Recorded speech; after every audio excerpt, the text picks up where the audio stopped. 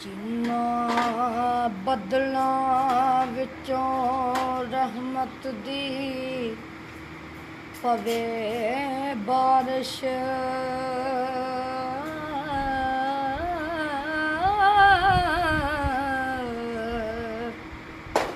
ਕਦੀ ਕਹਿਰ ਦੇ ਕੜੇ ਵੀ ਦੱਸ ਜਾਂਦੇ,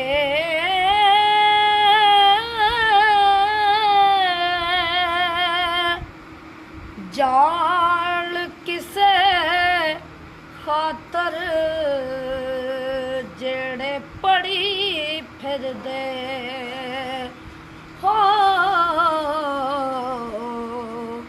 ਇੱਕ ਰੋਜ਼ ਨੂੰ ਆਪ ਵੀ ਹੱਸ ਜਾਂਦੇ। ਉਹ ਨਹੀਂ ਫਲਦਾ ਖਾਂਦੇ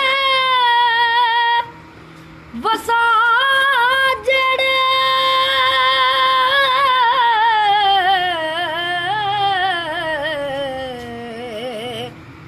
ਉੜਕ ਮਾਰ ਥਕਾ ਉਹ ਵੀ ਨਸ ਜਾਂਦੇ।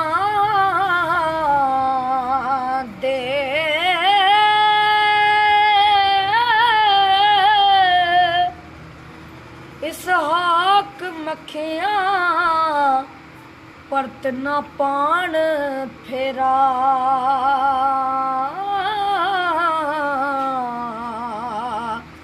ਜਦੋਂ ਖੱਗਿਆਂ ਦੇ ਚੂਸੇ ਰਸ ਜਾਂਦੇ।